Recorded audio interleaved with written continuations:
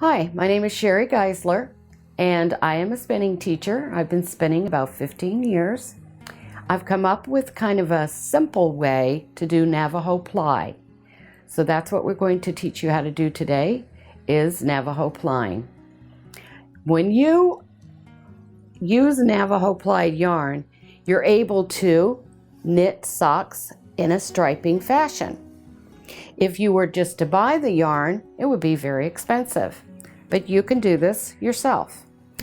I began by taking some blue-faced Leicester wool and dyeing it with acid dyes, and then I spun it using my Navajo Ply technique.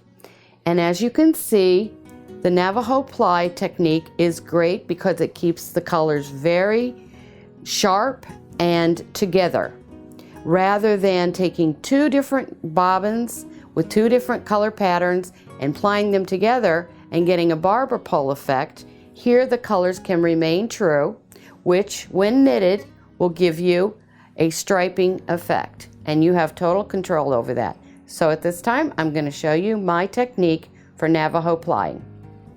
To begin Navajo plying, or chain plying as it is actually also called, I feed my single through a loop of the leader, and I'm going to be actually chaining with my right hand, and my left hand will keep the single taut. You are going to use more yarn whenever you Navajo ply, because here again you're going to be creating a 3-ply yarn, instead of a 2-ply yarn.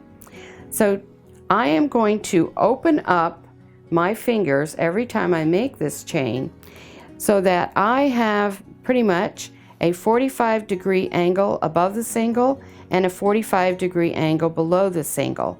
This is called the drafting triangle, and you want to keep that as consistent as you can, and it will create an open loop at this particular point if you don't allow the twist to overlap it a couple of times. And that's nice to do in this position. You can see it when your hands are horizontal in front of you as opposed to directly vertical with the orifice. It's easier for you to control that wrap, so you don't have a loop. So to begin with, I just want to make sure that this new leader line is working properly. And I caught that initial loop, and I feed my fingers through and catch the single and open it up to the triangle and catch that loop right there at that point, and again at that point, and I'm catching the point of the drafting triangle so that the loop is closed. And I'm controlling the yarn with my left hand by keeping the single pulled taut, and I go in and pull that single through the triangle. Now you can see my colors are starting to change, and it's keeping the next gradient color together.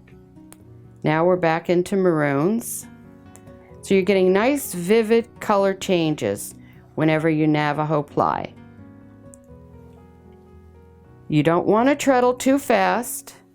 Remember, plying does undo some of the twist in a single. And if you want, you could stop and just let it hang loose. And you don't want it kinking up or curling back on itself. This is a good twist right here. It's fairly balanced, I would say. So here again, we start and we open up that triangle, then we let it feed in after we wrap over that point.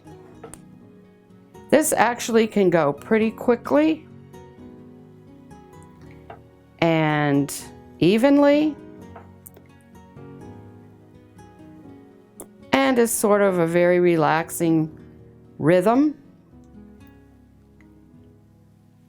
And now I'm getting a very consistent twist.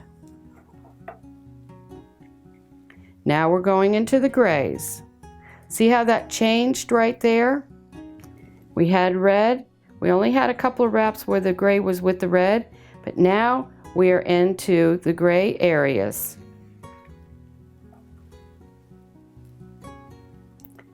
And continuing on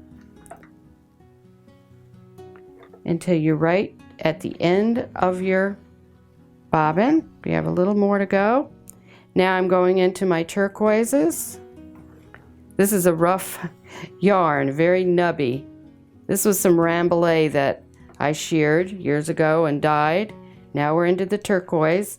And if you've ever worked with Rambouillet, it's very puffy and elastic.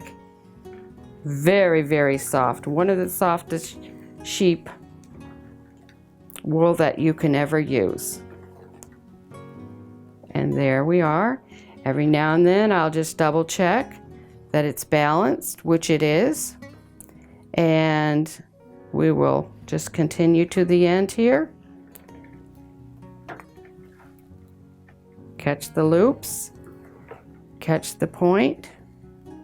And so I'm crocheting in essence with my fingers. See that? Now we're going back into some gray area. And I think it's pretty when you kind of get a mix of the two colors. It gradually changes.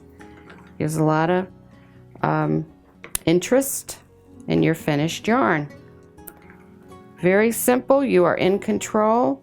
You're not having to loop anything around your wrist and go up and down and around and around. It's very simple. Okay. And this might be your finished product. Would be knitted up. This is one single yarn, and you can see all of the colors. I carded this on my Louette carder, took it off, tore it off into roving in a way that I had all of my color changes. Had some gradient changes here, some gradual, and that's Navajo plying when you knit it up. I hope you've learned something from the video and that you might give it a try. Thank you.